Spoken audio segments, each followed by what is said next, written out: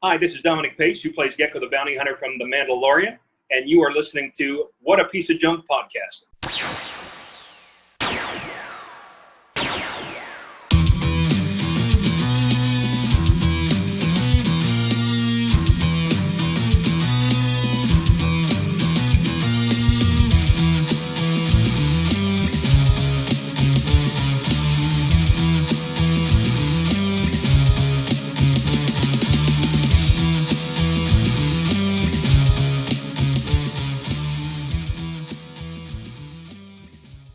Hello, Space Junkies, and welcome to episode 63 of What a Piece of Junk, the Star Wars podcast here on the Fandom Podcast Network. We are your source for all kinds of Star Wars information, news, rumors, and deep episodes of trivia.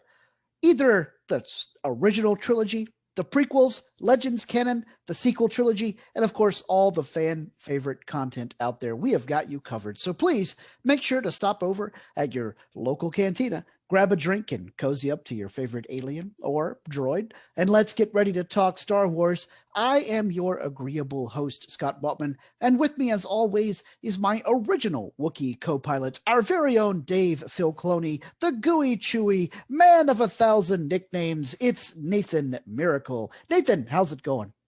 It's going pretty good. It's a nice Saturday as we're recording. Not our usual recording day, but hey, that's fine.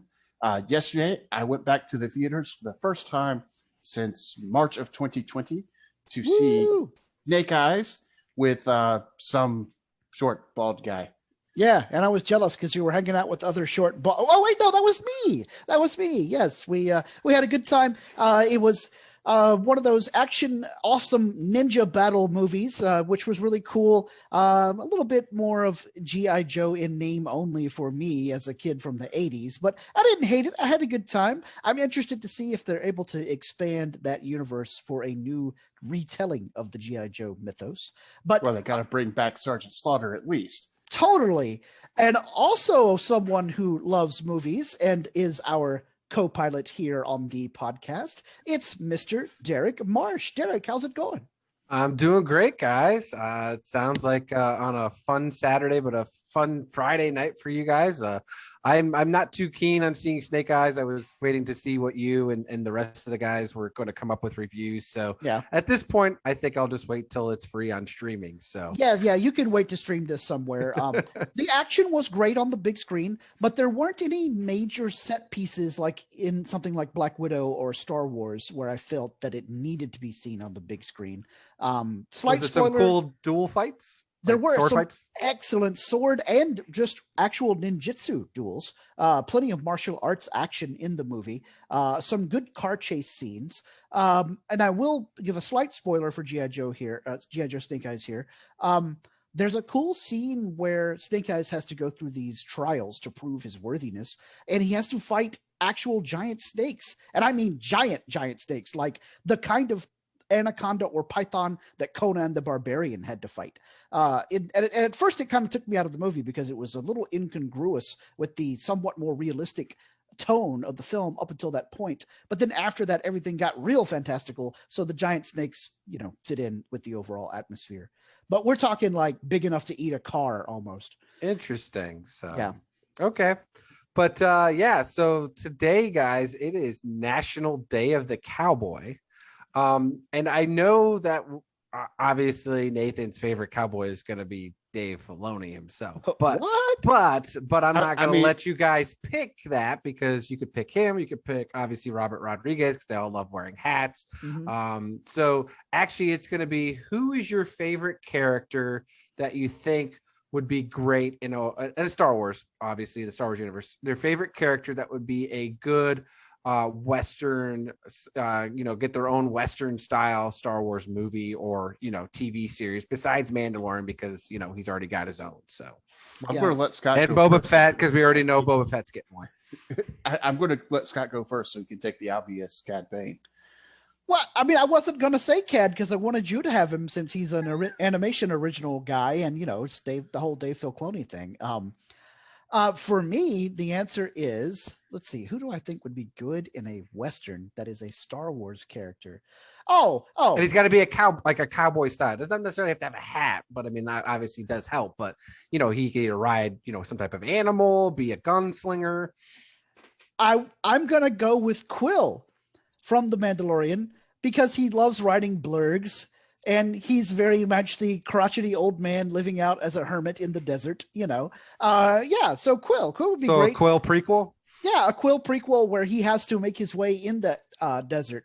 Like he has to set up his homestead and all. Yeah, and before he can do that, he has to do like some sort of... He has to escape from the Empire, right? Because he was a slave. Yep. So, all right. So, okay. Nathan? All right. Well, there's lots of good options, to be honest. We can go with practically any Jawa. They live out in the desert. They've got those ion guns that they'll pull out and do that. But I'm thinking a non-canon character here, but from the old EU, Dash Rendar would be great. Ooh, yeah. He doesn't ride animals so much, but we could make him ride a tauntaun. You know what would have been a good answer as well from The Mandalorian season 1?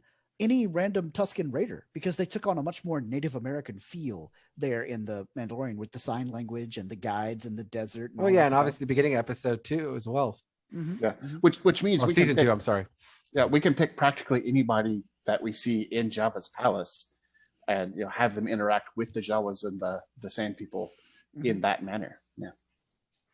Yeah. My favorite gunslinger would have to be Sabine Wren. So hopefully we'll eventually get her into live action somewhere along the lines here, because I suspect that I assume would be in Ahsoka, right? So yes, see her in the Ahsoka show. Yeah, that would totally be the case. But yeah, I mean, obviously Cad Bane would be awesome, but we'll see. I mean, obviously at this point he's still around, so good stuff. So we don't know what happens with him in Bad Batch, which unfortunately he's not in this episode. So yep, I'm going to change my answer. Okay, to a real deep cut. If you played the Star Wars card game, Bane Millar was a background alien in Jabba's palace who, at least according to the card game, was force sensitive and would mind scan people. Kind of this blue alien. I could see him being like the bartender, who was also a bounty hunter, though. So he'd tend bar and get information for various bounty hunts. That would be pretty cool. And speaking of hunting down information, Nathan, why don't you let people know where they can find the podcast out there on the old interwebs? Well, you can find the podcast practically anywhere. One place you can find it is on fpnet.podbean.com. So we are part of the Podbean app. You can also find us on Apple Podcast, Stitcher, Spotify, iHeartRadio, and Google Play. So pretty much anywhere you listen to podcasts.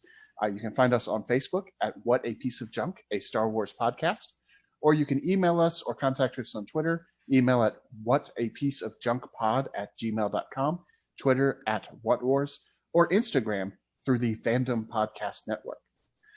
And Derek, one of the things that we like people to do when they do find us through the Apple Podcast is leave reviews. And why is that? Well, we, just like in this episode, don't want to have to deal with the Pikes. And the best way to do that is by delivering 5-star reviews. So that way we don't have to go and deal with any giant bug creatures either. Because at this point, everybody should know 5-star reviews is what's going to keep us at the top of the hit list when people want to Google Star Wars or, The Mandalorian or The Bad Batch or whatever Star Wars show or movie or, gaming or comic book, whatever's out there. And we're here to talk about it. And that helps keep What a Piece of Junk at the top of those many reviews and the many stars as possible. So again, we want folks and the listeners out there to leave us with whatever feedback you feel is adequate. But again, we'd appreciate it if you're just going to go ahead and click, just like those silly surveys, 5 stars, please. Totally. All right. Well, now it is time for Derek's favorite part of the show every week, and that is, what Star Wars t-shirts are we wearing this week? Derek, what do you got this week? All right. So first off, before I do my shirt, I'm going to do my shirt first. Oh, hey, it's a cool Ahsoka Tano jersey type shirt. The orange and blue and white says Tano on it right there. Yes, And it's it has the it's pattern from her Liku on your on the sleeves, and then it's got her emblem on the back, just below the neckline.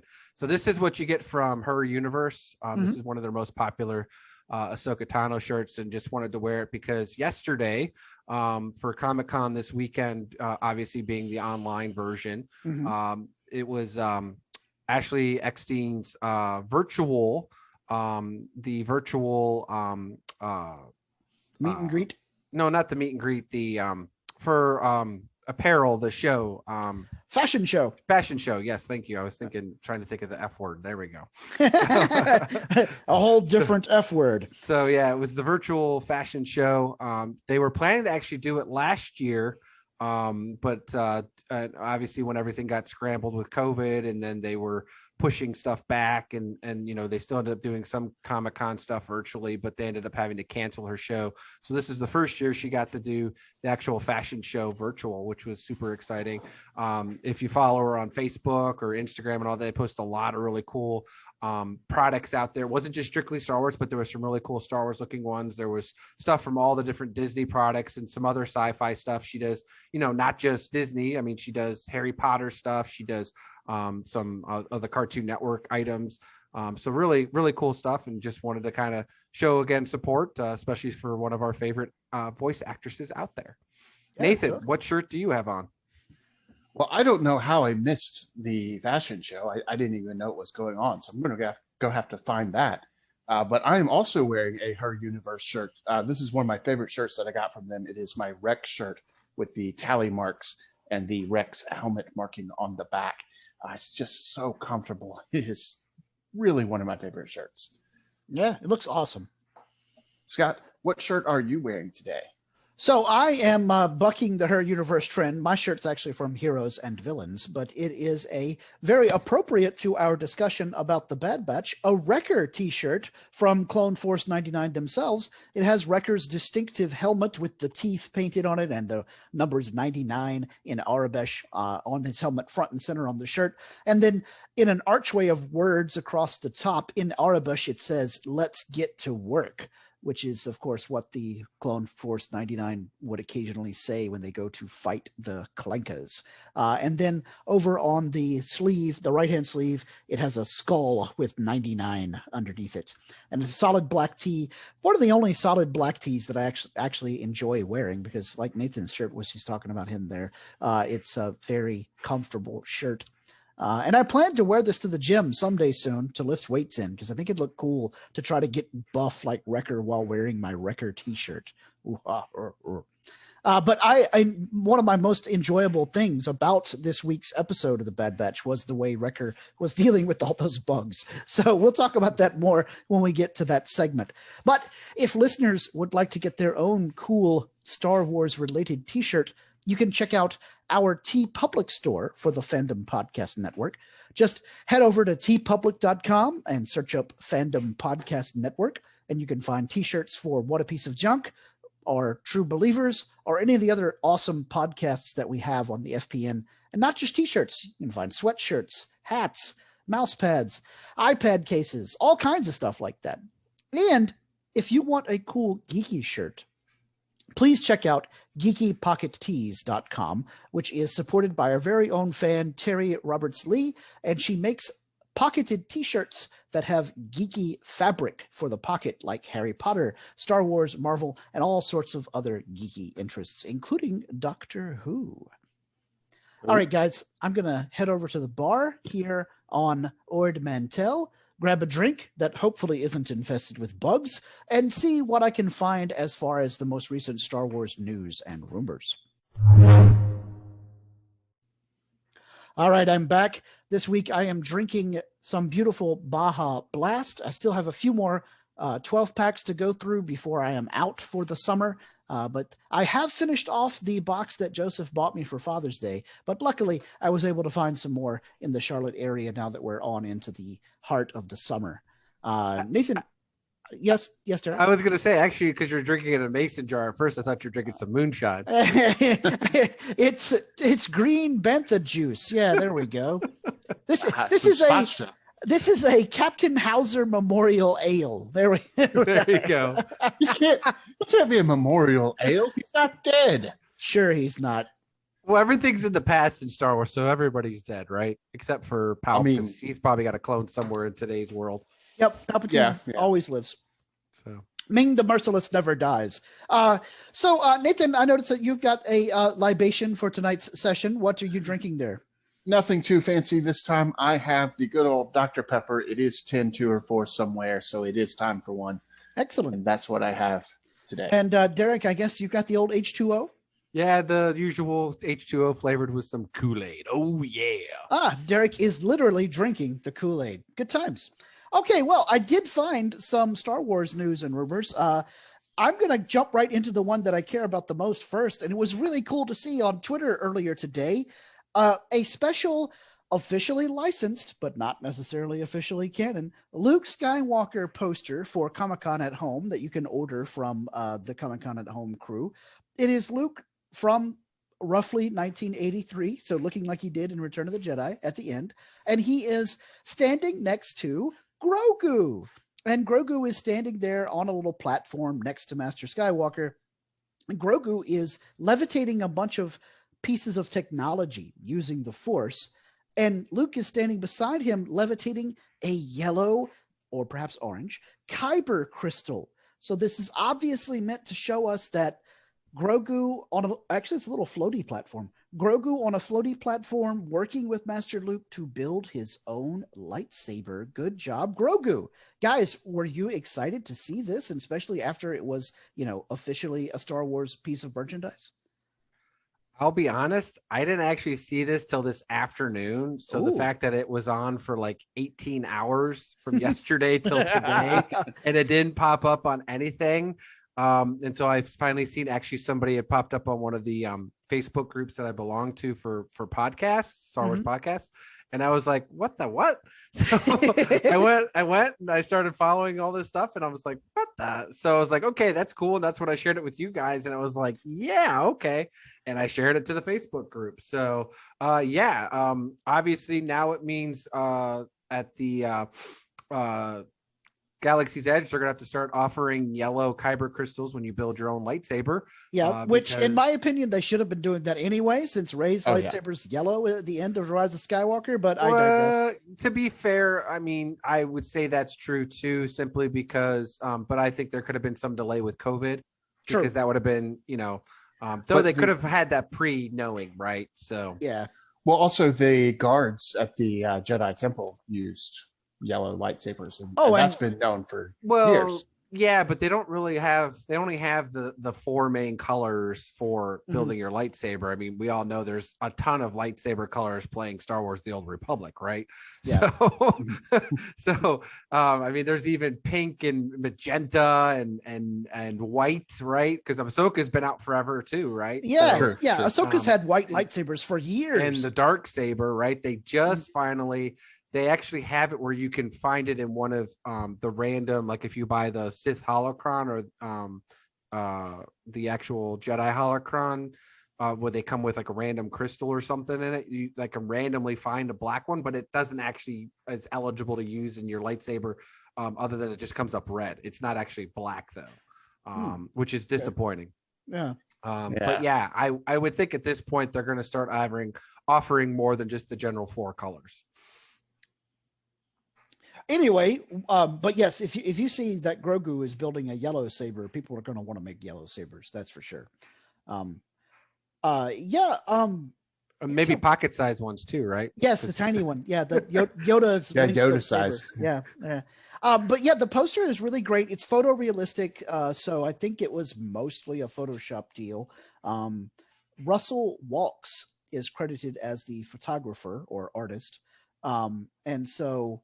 And it's interesting to see the background of the poster doesn't really give away much about where they might be standing. It's just a very nondescript, shadowy room with a tan or stone archway in the door as the doorway behind Grogu and Master Luke.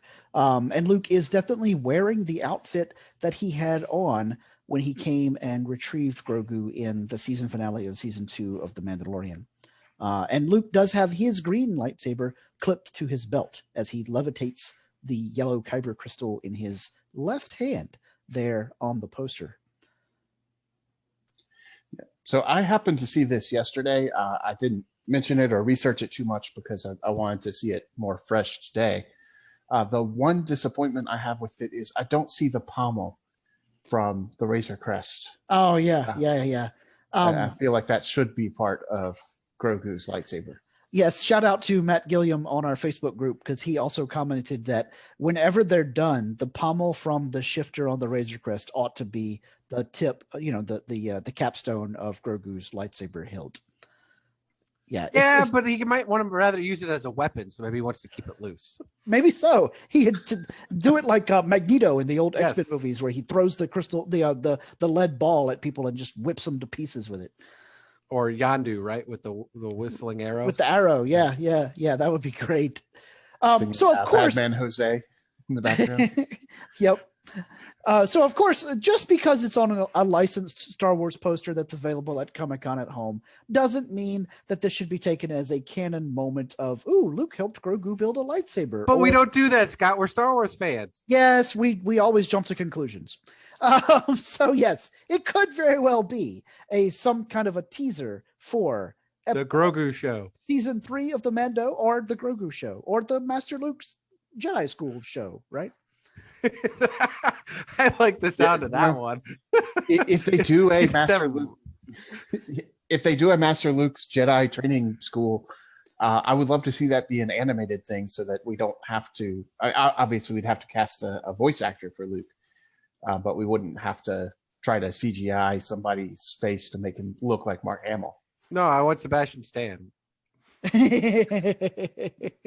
We still stand for Stan, huh? I want Sebastian Stan. I don't care. We need it, because then that means we can actually still get movies.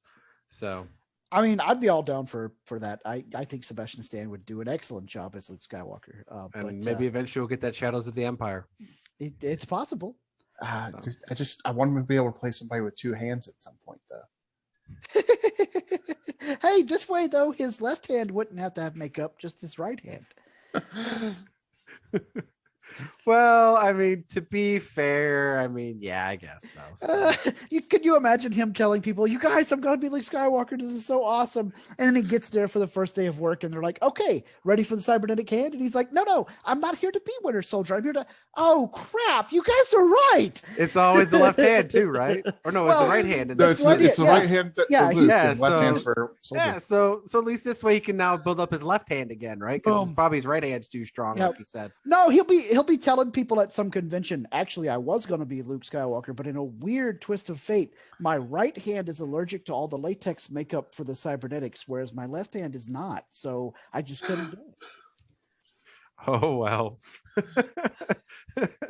So, but speaking of, I mean, I obviously, I think if we do get that Jedi training school, though, it should be like a special guest every week. That's just some random person showing up ready to be trained as a Jedi, right? So, oh, that would be awesome. Like one week it's Leia, next week it's Han, and he's like, "I'm just here as a joke, kid." And then next week it's Admiral. Well, you drop off little baby Ben Solo. That's right, yeah. And then, like the season finale, Chewbacca shows up and is all, "I want to be trained as a Jedi." And Luke is like, "Chewie, I'm not sure that your people can." And then, like, Chewie just force lifts a giant crate and throws it across the thing. And then he's all, "Joke's on you. I actually I've known how to do all this stuff for centuries. Peace out." You see, I was trained by Master Yoda back in Kashyyyk during the war.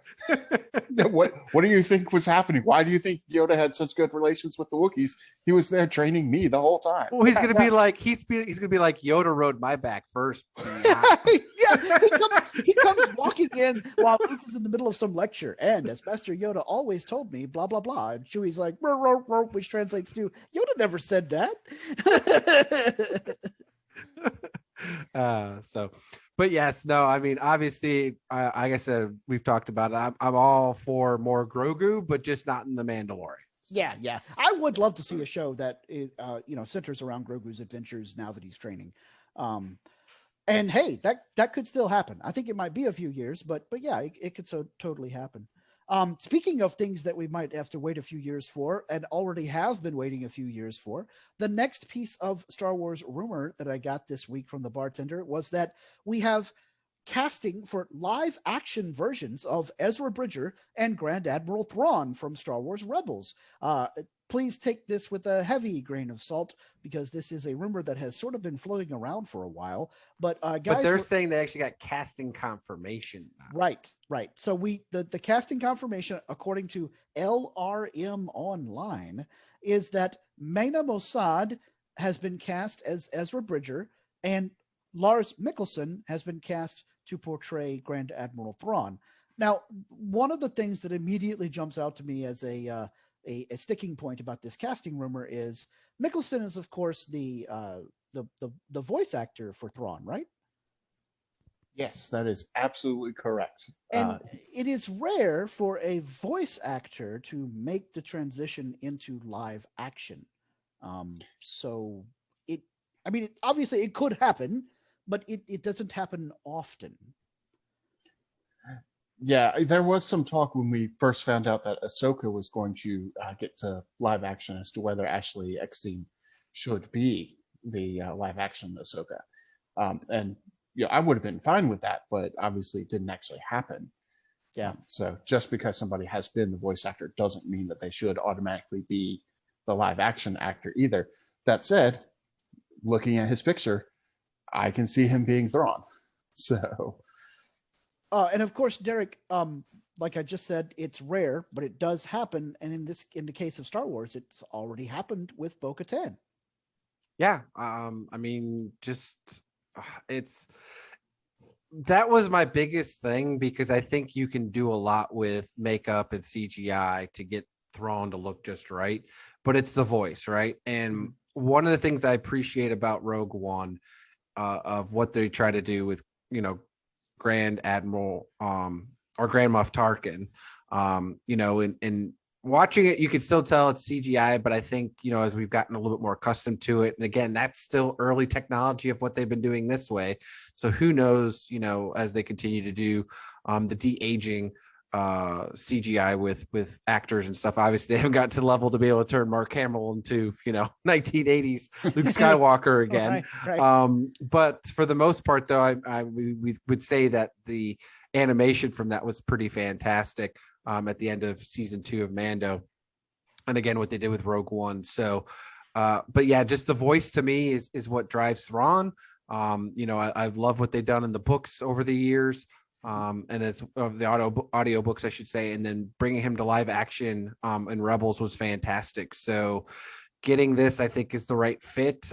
Lars actually is probably pretty close. I mean, obviously with the makeup it's going to be, they'll have to work with the chin and obviously the red eyes and all that stuff. But outside of that, I think it's a perfect casting for Thrawn. I don't know of many actors who naturally have red eyes, so I think that is not an issue. I actually had a friend in high school, or not high, middle school and elementary, who actually has red eyes. Not like Thrawn level, but actually has red eyes. And is that person an actor? No. Good. That's my cop out to say I'm still right. Yes. But I'm just saying there's people out there that do have red eyes. Fascinating. Well, I think that's actually one of the symptoms of a particular kind of albinoism, right? I don't know, but maybe. Well, so yes, we could definitely see Mikkelsen as live action Thrawn. Meanwhile, Mena Mossad, the guy who is rumored to play live action Ezra Bridger, is known to Disney fans as Aladdin from the live action version of that story where Will Smith portrayed the genie. So having said that, I think that dude would be perfect as live action Ezra Bridger, actually. Yeah. He's also well known too because he was in the Tom Clancy's Jack Ryan for Amazon Prime. Oh, okay. I didn't know that. Yeah, considering that Ezra has been referred to as Space Aladdin in the past, yes. Yeah, I think it makes sense to have somebody who has been Aladdin. And we were talking a little bit before we started recording Mina is 29 years old, and depending on when precisely the storyline takes place, that is pretty close to the right age, because Ezra was born on Empire Day, so he was about 19 in A New Hope. So if it's about 10 years later, which would be sometime after Return of the Jedi, then he's the right age for it too. Also, some time ago, Mossad posted on Instagram a photo of himself shirtless, looking very action hero-esque in his cut and physique, with the caption, "Hey, just so you know, when I escape, I won't hurt any of you," which is a reference to a line that Ezra himself said in an episode of Star Wars Rebels. So that seems pretty hardcore, implying that he's going to be Ezra by putting an Ezra quote as the caption on his "check out my pecs" photo. So more adult, 30-ish, more action hero oriented, I guess, Ezra. Mossad looks like he is ready to throw down with the Force or with blasters or with his fists. Fisticuffs. Yeah. No, I'm good with this one too. I mean, obviously, like I said, it definitely would. We don't know what an older Ezra looks like in a cartoon version, right? So I guess at this point, we would say a young, adult Ezra would be about looking just about like what Aladdin would be. So yeah, totally. All right, cool. Well, that's all that I have as far as Star Wars news and rumors this week. Unless you guys have anything, we can take a quick break for a promo for the FPN and then come back and talk about episode 13 of The Bad Batch, Indiana Jones and the Temple of Doom. Oh, sorry. Infested, episode 13, Infested. Hi, this is Delilah S. Dawson and her current cold virus, and you are listening to What a Piece of Junk podcast. Thank you for listening. We hope you're enjoying this podcast. We'd like to continue to feed your ears by inviting you to listen to these other great shows on the Fandom Podcast Network.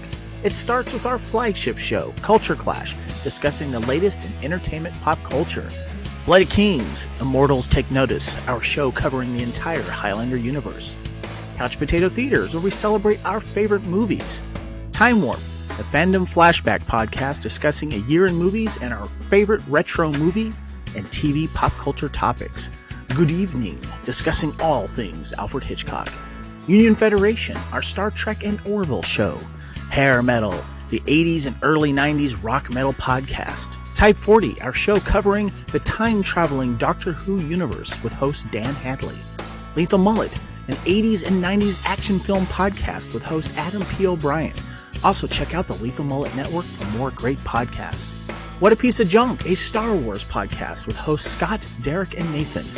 Making Treks, a Star Trek podcast, a deep dive into the final frontier with host Mark Newbold and Adam P. O'Brien.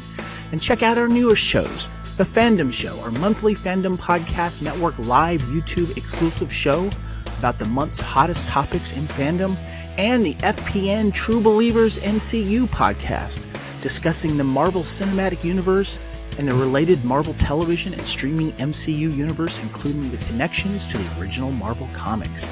You can find the Fandom Podcast Network on several platforms. Please subscribe to the Fandom Podcast Network YouTube channel to receive notifications of new podcast episodes and live events. You can enjoy all of the Fandom Podcast Network audio podcasts on our master feed at fpnet.podbean.com. The Fandom Podcast Network is on all major podcast platforms, including Apple Podcast and iTunes.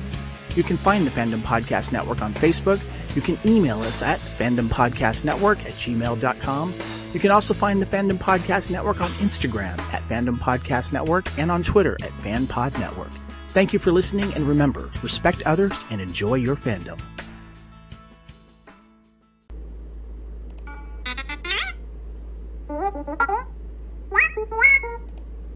Hi, this is Eric Walker, the original Mace, the OM in the universe. Sorry, Sam Jackson. And you're listening to What a Piece of Junk podcast. All right, great. Thanks so much, Kevin. We appreciate you keeping us abreast of all of the FPNet programming out there. Guys, let's talk episode lucky number 13 for the Bad Batch. As you can tell, I got a lot of Indiana Jones and the Temple of Doom vibes out of this one. And I think it might have been a nice little Easter egg hat tip to the erstwhile Lucasfilm blockbuster franchise of Indiana Jones, since everybody's friendly and family oriented over there at Lucasfilm these days. I could see the animation team wanting to do a little Indiana Jones nod at this point in time, since we are looking forward to a new indie movie, hopefully sometime in the next few years. As long as Harrison can stay healthy. Exactly. As long as he can avoid any more really, really bad injuries on set like they had previously reported earlier this summer. But did you guys... Don't let him near any helicopters. Or Millennium Falcon style doors, apparently. Did you guys get a Temple of Doom vibe with the episode here? Or was I out of the loop and was the only one seeing this? Now that you say it, yes, but at the time, no. Okay. I got Pitch Black. Okay. Yes. Also, from Vin Diesel, right? Yep, with his movie and the first one there. And we'll go into why I dislike this one eventually. But yeah, that was the whole vibe that I got from it. Felt more like a almost kind of like Aliens as well. Mm-hmm. With the whole Infested. And actually, I thought we were going to initially get more spiders from, but not snow spiders. But I thought we might got more spiders like we did. Yeah, something like the white knobby spider. Yeah. Nathan, did you get any Temple of Doom vibe or any other movie vibes from? Like Derek, I didn't get the Temple of Doom vibes, but when you mention it, I can't unsee it. The vibes I really got was Donkey Kong Country. Good one. Okay. Yes. There's several stages where you get into a minecart and go, and sometimes you have to jump from one minecart to another minecart. Yep. And instead of barrels, you got crates. Yep. Instead of barrels, you got crates. Your bananas have all been. Your spice has all been stolen. And yeah. Well, for me, it was obviously the minecarts made me think of Temple of Doom, but also having to close the giant door to keep the army of bugs from getting to you, and then having to wade through the bugs to get to the MacGuffin. All things that Indy had to do during his quest for the stones there in Temple of Doom. But yeah, it had plenty of influences because it was basically just your standard, almost pulp novel paperback adventure yarn. I was telling the guys before we started recording, this episode reminded me of if someone had told me, okay, Scott, you and your Star Wars role-playing game tabletop friends have to come up with a script for an episode of The Bad Batch. I'd be like, well, here is, our most recent adventure. I think you can just translate it totally part and parcel into a script for episode number 13. We basically meet up at the bar, which is meeting up at the tavern, which is a standard trope in a tabletop role-playing game. We have a new heavy in charge of the bar. We have to help our friend who was a former NPC that we, used to do missions for. We have to fight the creature of the week. In this case, the bug things. There are some guards that we have to defeat. We have to steal the treasure. And then we eventually help our NPC friend get their job back. Boom. All done. Ready for next adventure.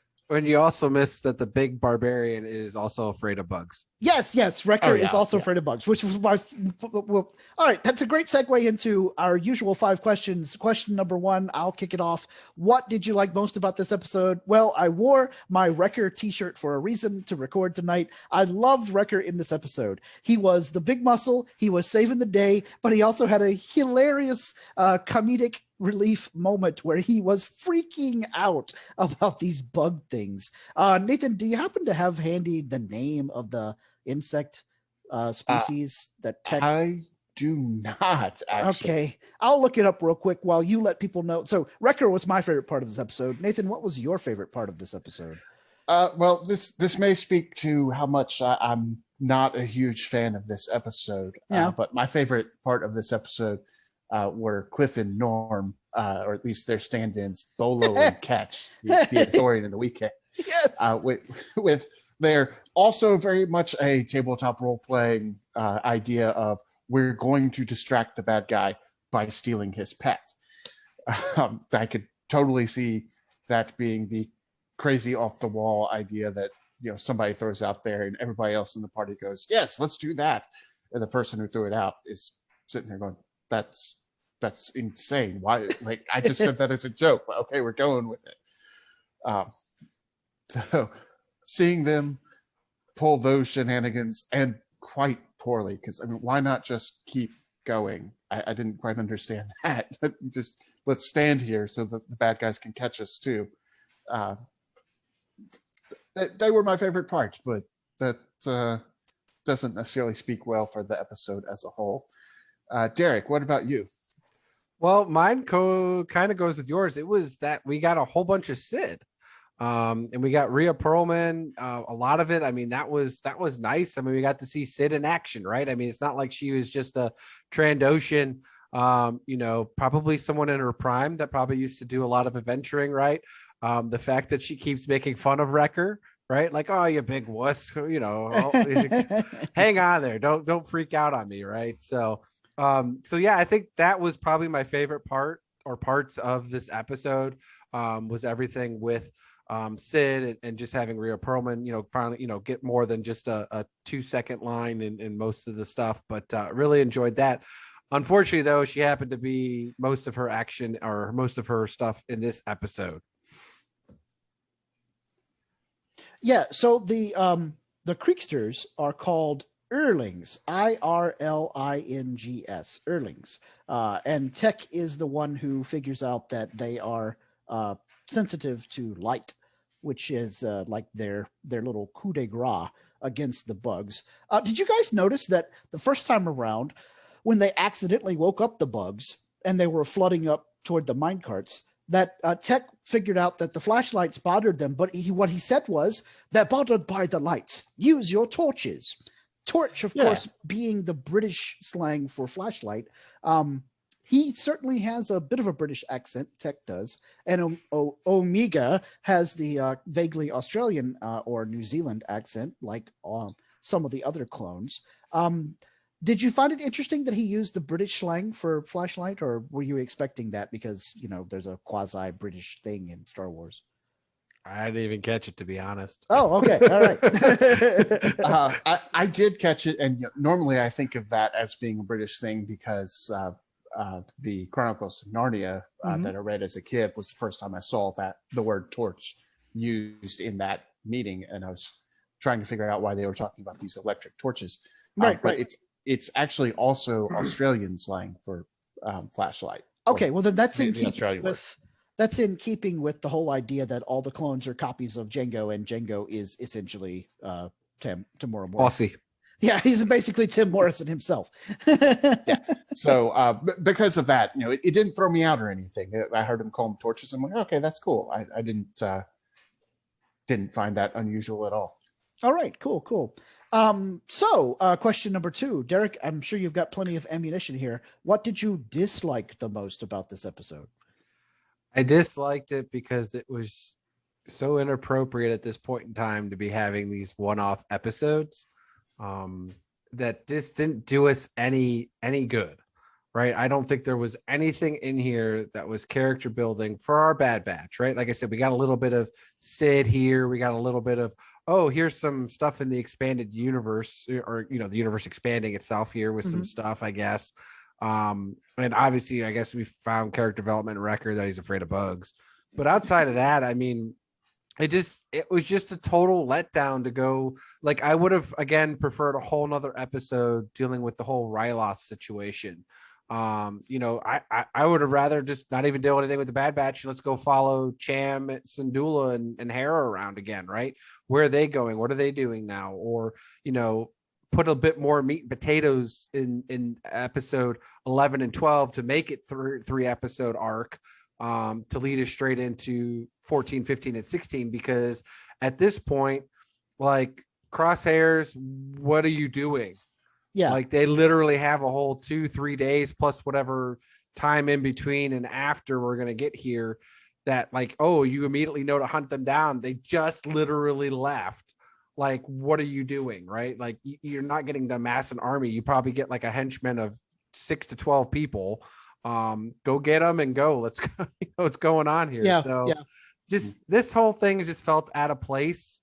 And on top of that too, the biggest thing I dislike about this, and I get it that it wants to be quote unquote realistic, but it just makes it so unenjoyable, is that half the episode is in black, Like, I don't care. Like, give me, I mean, you could still, I get it's supposed to be dark, but it's, you know, I don't need to have that feeling. And just let me see what's going on, because there's some cool stuff probably going on. I'm just missing it, right? I mean, if you don't want to have to do any animation and you just want to be cheap and throw a black screen up there with a little circle Tinkerbell going around, oh, that's my flashlight, and throw some voices in there, like, okay, but you know, we miss like most of the Minecart stuff, in my opinion, because half of it was dark. Yeah. You know, and it's just that just totally throws me off. I mean, it's just like everybody complained about.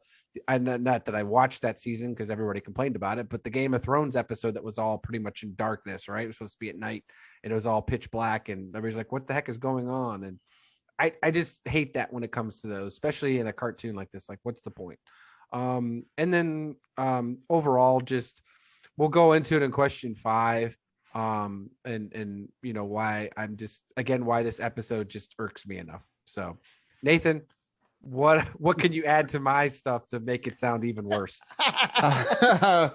Okay, well, I will say I didn't find the darkness to be all that off-putting. I don't think they saved on any animation during the darkness because you know, I can see stuff in the background. They animated stuff. It just wasn't super well lit, which is no more expensive or cheaper than animating things that are well lit. So I don't think they saved anything there. But a lot of my reaction is rather similar to yours. This episode would have been fine if it was somewhere in the first half of the season. I would have enjoyed it just fine there. I didn't dislike the episode itself, but we just came off of this Ryloth 2-part episode. We just came off of Crosshair saying, I want to hunt down the Bad Batch. And at the end of the last episode, in our last podcast, we were all excited. Yes, this means we finally get to see Crosshair hunt these guys down. They finally get to come back together. We're ready to go into the big final, you know, arc of the season.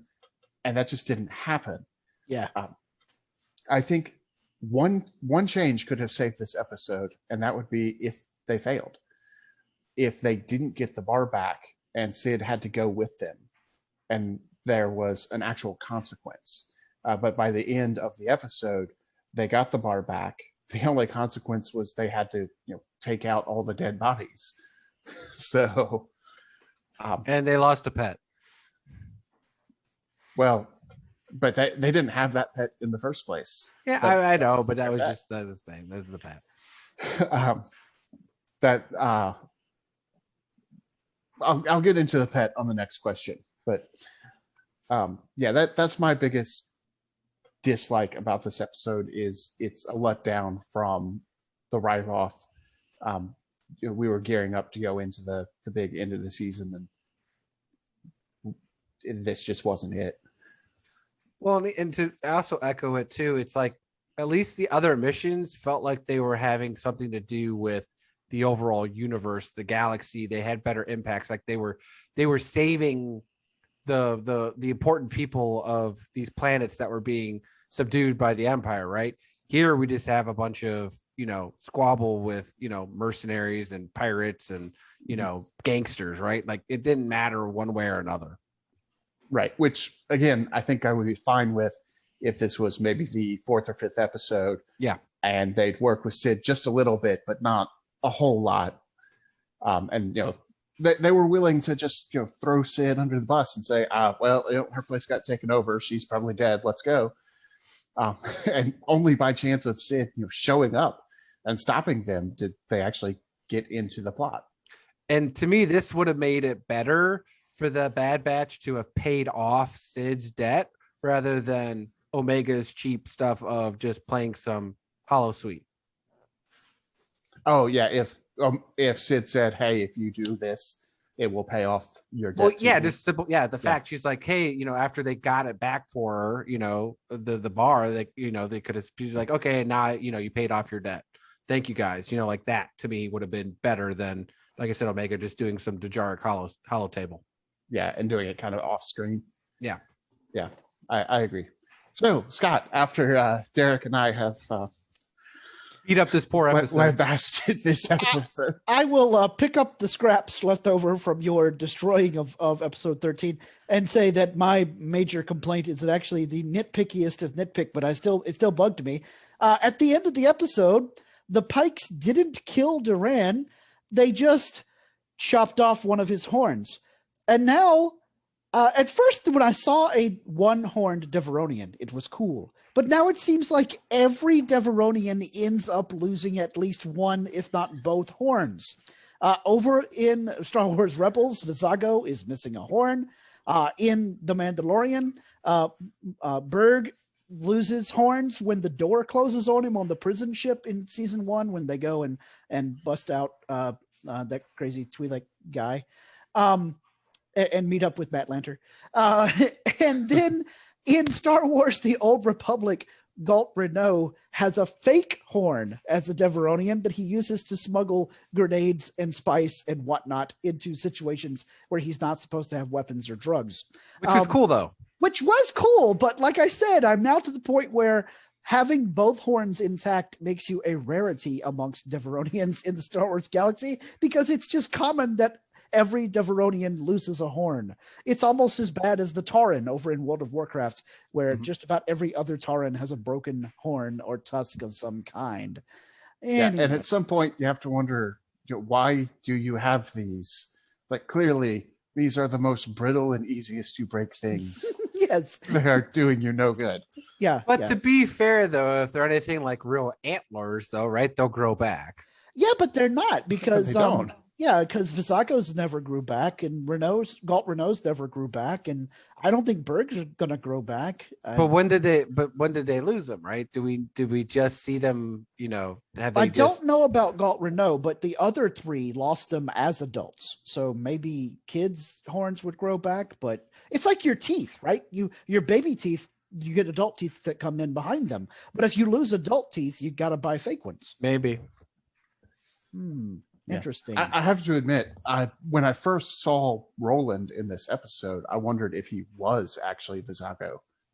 Yeah, but he's not. But then he loses the horn, and you're like, oh, well, Right. that's how Vizago lost his horn. Nope, just kidding. Nope, different guy. Different horn, guy. too. Different horn. Yep. Okay, question number 3. What connections did you draw between this episode and the larger Star Wars universe? Nathan? All right, I'm not going too far to draw this connection. I'm only going back to episode 7 of The Bad Batch. The pet that Roland has was procured for him by the Bad Batch. Mm-hmm. In the start of episode 7, they are securing this alien lizard thing that Omega has named Ruby. And when they return it to Sid, or bring it to Sid, I guess return is wrong. She didn't have it in the first place. They ask, what's your client going to use this for? I don't know. Maybe eat it. Maybe keep it as a pet. Well, turns out keep it as a pet because Roland is not mentioned by name in that episode, but he is the client and he's the one who has Ruby. And that's why Ruby likes Omega at the end, because Omega fed her. Yeah. Cool. All right, Derek, what connections did you draw? How much Star Wars has ripped off Dune when it comes to spice? Oh, okay. Yes, spice is a big part of the Star Wars universe. It's been mentioned in like hundreds of stories at this point. And sometimes it's an illegal drug. When you refine it down to its awesomeness, it'll give you the major space high, as referenced in The Mandalorian. Or it can also be used to make medicine to help troops and the infirm, as referenced in Star Wars: The Old Republic, but also occasionally in other live action stories where people are smuggling spice to steal to use to make medicine instead of to make some sort of recreational drug. Although, in reference to your Dune theorem, I don't think anyone's ever talked about using spice to travel faster than light in Star Wars. Well, and that's why I wish they actually, instead of doing the spice, I wish it would have been the what is it in Solo? The Coaxium. Yeah, coaxium. I think that would have been cooler at this point. Like, something connecting with it, right? Now, granted, they would have been able to drop it, blah blah blah blah, because it was blown up and all that stuff. But to me, you could have some light.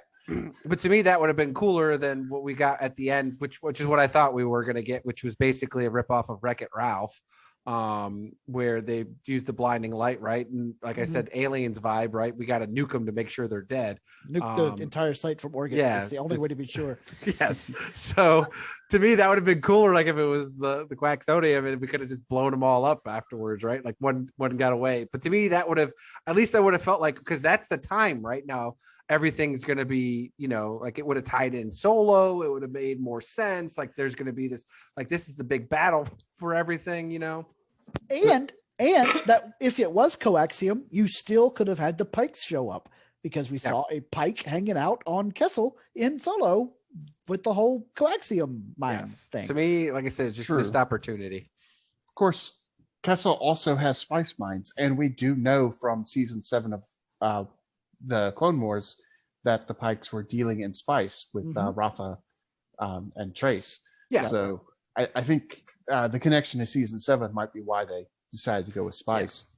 But yeah, it is a little weird that anytime we need a MacGuffin, basically, it's spice. Yeah. And I guess they all love Columbus. We've had spice in the Star Wars universe ever since the original movie. Yep. C-3PO does talk about the spice mines of Kessel. I know, but I'm just saying. But they ripped it off from Dune, in my opinion.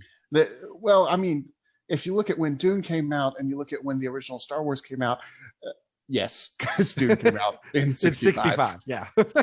Yeah. And it's very obvious that George Lucas read Dune before he wrote Star Wars, because there's some other connections as well. But be that as it may, my broader connection for this week's episode is not spice, although I did think about picking that. It's Ord Mantell itself, and specifically the caverns of Ord Mantell, because this isn't the first time that we've seen Ord Mantell has deep underground networks of caves.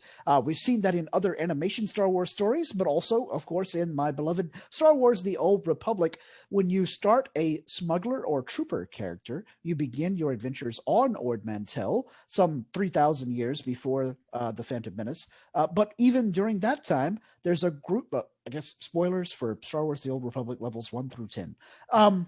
There's a group of separatists that are wanting to break away from the Republic government on Ord Mantell, and they have a secret base in a volcano that is just honeycombed with secret passages and caverns, like we see in this episode of The Bad Batch, deep underneath the grimy city streets of Ord Mantell. But they don't have bugs in that one, do they? They don't have bugs there. There are bug-like alien enemies in the Old Republic, but not on those levels.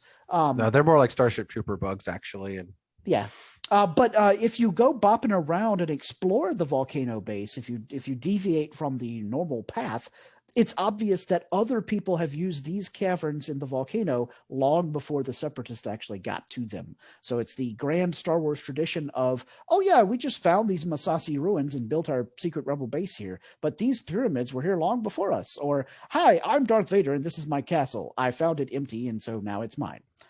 Anyway. So yeah. All right. Question number 4. Will the Durand family be important to the Bad Batch going forward, or is Roland Durand, the Deveronian here, just a one-off villain? Nathan, you posed this question, so I'll start with Derek's answer. Derek, do you think Durand family is going to show up again? Because even Roland's mother, Issa Durand, is referenced in episode 13 here. Yeah, we do have a bit of connection, so I could see... Possibly, right? It depends on what they're going to do. So there's a good chance. But really, again, I'd like to link it to something to do with Solo. Again, make Solo 2 happen, right? So because I think, again, obviously there's a good chance that we may even get some spin-off comics or novels from this, right? I don't think there's a guarantee that it all has to be done through the animation streaming service. So there's a good chance I think we'll get some follow-up novel or comic canonization, and there's a good chance that we could get a one-off story from that. Yep.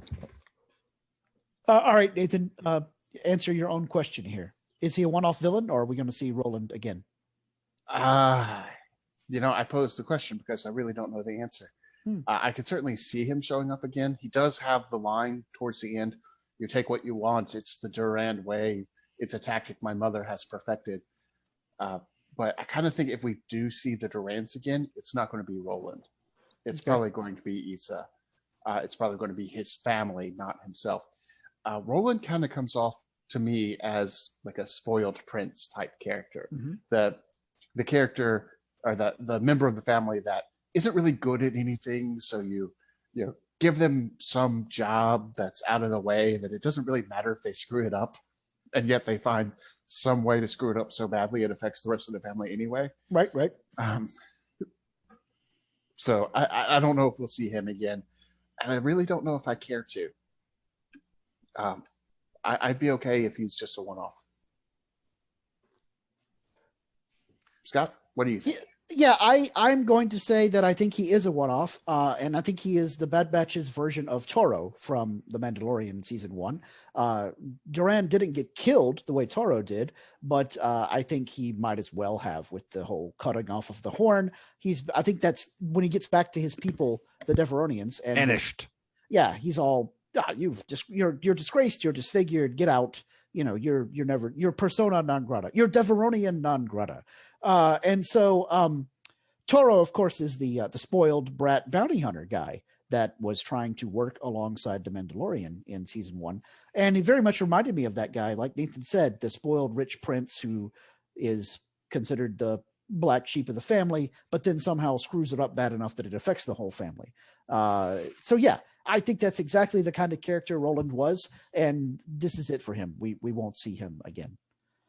All right, final question for tonight's episode of the podcast. Why would the Pike not turn the Bad Batch in? Why do they leave so many witnesses? This was Derek's question for tonight's episode. Nathan, what do you think? Why did the Pike not turn in the Bad Batch to, if not the Empire, to some other crime lord? Well, I have a potential answer to this, although it's not the most satisfying answer, in my opinion. Maybe they just don't realize the Bad Batch are wanted. They're not bounty hunters. They may not be keeping up with the bounties that have been posted. It certainly sounded like the Kaminoans contacted specific bounty hunters rather than just posting, hey, everybody in the galaxy, look out for these guys. Yep. So they may just not care. Oh, yeah, these are just Sid's heavies. As for leaving witnesses, it's Ord Mantell. Lots of shady stuff goes on there anyway. For everybody else, just another day. I think the reason they leave Roland alive is I think they were intending to kill him. And that Omega got through to them and they realized, okay, what she's saying makes sense. Maybe we don't really want to kill him, but we can't just, act like we changed our minds. We can't let you know that you affected what we're going to do. So we're going to pretend that it was our intent to cut off his horn the whole time. That's the best I got there. I don't know that it's the most satisfying answer, but it is a possibility. Yeah, for me, it's very much a question of why did the Pikes not turn them in? But it's got to be similar to what you said, that they're not aware of how much money they're worth when it comes to turning them into the Kaminoans or maybe some other group, or even just turning them over to a bounty hunter. And as far as them leaving witnesses, I definitely agree about it's Ord Mantell. Who cares what's happening? Seedy stuff happens here all the time. As Omega told the Martez sisters, it's very seedy. It's a rough and tumble place, and nobody's going to bat an eye as to whether or not somebody just got blasted to pieces. I did like, though, that after a couple weeks of let's use stun bolts and not kill anyone, the Pikes had no compunction about wiping out all those guards that worked for Durand, and probably they were ready to kill everybody, in this episode, like permadeath, actual death, So yeah, that's my answer to the question. Derek, it's your question. Did you have an answer, or were you asking us because you didn't know? Well, it's one of the things that bugs me about the syndicates, right? Like, okay, so they screwed up. They make a side deal with them, which I don't understand, but okay, they do it, and they're like, oh, you're free now. We got our stuff, right? And then they still, go with Durand and like I said, remove his horn, but they didn't kill him. And it feels like, I don't know, like the Pikes you would think being a syndicate, they would want to have people like, don't screw me over, right? They you know, the fact that they'd want to take care of the people. I mean, the mafia, I mean, they didn't let people go if they double crossed them, right? No. And I don't know. And then I guess at the end here with in regards to why they didn't turn them in. I mean, obviously that's the case. It makes sense, right? If that's, you know, but I would think that the Pikes would be in the know somewhere enough, right? Where whether the Kaminoans or, you know, just sent out a couple of brief things to some bounty hunters, maybe, because like you said, at this point, there really isn't a guild, right? And maybe we were thinking that maybe this would lead into something with them creating the Bounty Hunters Guild. And, you know, then that's way a communications going across and all these pucks and everything. So, but I would have figured that by now, regardless with what Crosshairs needs to do, that communication would have been out. Mm-hmm. Like, hey, you know, here's the and this is the thing that bugs me about it. Like, I get Ormantel is like a shady place.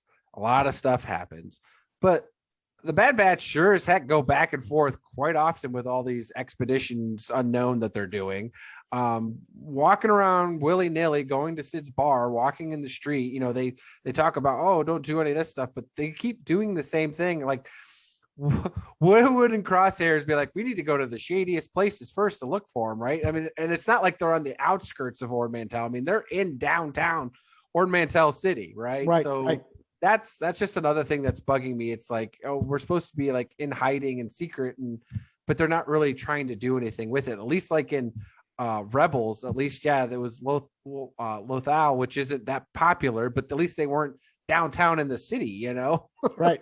They were on the outskirts or even out in the wilderness. Yeah. So, you know, I don't know. That's just a couple of things that are bugging me there that, like I said, that just, I feel like this episode really brought forth, and that's why I dislike it. So, but yeah, like I said, I think it's pretty fair for what you guys said, that they just don't know, and that's fine. But to me, you know, the Pikes are supposed to be a pretty vindictive syndicate, you know, as one of the top 4 or 5 or whatever, right? I would have thought that they would have been a little bit more harsher. Yes, Nathan. There is another possibility, and this is going off into sort of crazy conspiracy theory. That's what we do here. Yeah, when has that ever stopped you before? Touche. So in Solo, Crimson Dawn and Dryden Voss in particular talks about how they have fragile peace with the Pikes and how they don't openly hit the Pikes because, well, and he doesn't explain this to Han, but we figure out later they're all reporting to the same boss, to Maul. We have heard earlier in this season when we met up with Rafa and Trace, hey, are you really going to turn this information in when you don't know who hired you to do this? If Sid's working for somebody, we don't know who that is. Maybe, crazy conspiracy, maybe it is Maul. Maybe the Pikes are not supposed to hit Sid because Sid's part of the larger group. And the reason Sid wants to keep it on the down low and not let the Pikes realize that, you know, Sid's the one who stole this was because, oh, we're supposed to maintain the illusion that we're, you know, not working together. Could be true. And So, it could be a way to introduce Maul in the Bad Batch. I was saying, why Sid's been working with the Jedi that whole time, she was backstabbing them by turning it into Maul. Possibly, or perhaps, you know, last time we saw Maul was right as the war was ending. Maybe with the Jedi gone, she sees this other lightsaber wielding, force using person and says, hey, I'm used to working with that type of person. Let me work with them now. And he's like, I hate Palpatine too. So, yeah. Interesting. Well, if Maul does show up on an episode of the Bad Batch, you can bet your last ounce of coaxium that we'll discuss it ad infinitum here on What a Piece of Junk. But until next time, we want to thank our listeners for joining us on this episode. Please remember to find us on social media so you can hit us up with your thoughts, reviews, comments, or suggestions for whatever we could do to help make this podcast more enjoyable for you. Nathan, where can folks find you on social media? You can find me on Facebook under my real name, Nathan Miracle, or you can find me on Instagram or Twitter at Gooey Chewy, GOOEYCHEWIE. Derek, where can people find you? You can find me on the What a Piece of Junk, a Star Wars podcast Facebook group under my real name, Derek Marsh, as I'm one of the admins for the group. So please join. Even if you don't want to leave us 5-star reviews, join the Facebook group. It's fun. You feel free to post Star Wars stuff all the time, whether it's memes or articles, rumors, ask questions. We're always active on there. But you can also find me briefly on Twitter at HoodieDM83. And Scott, where can the listeners find you? I'm on Facebook under my real name, Scott Baltman. I am on Twitter at ScotticusMax, and I do have my own author website for my own sci-fi novels, which you can find at writegreatscott.com. But until next time, please remember to always respect each other and always respect each other's fandom. All right, Nathan, punch it.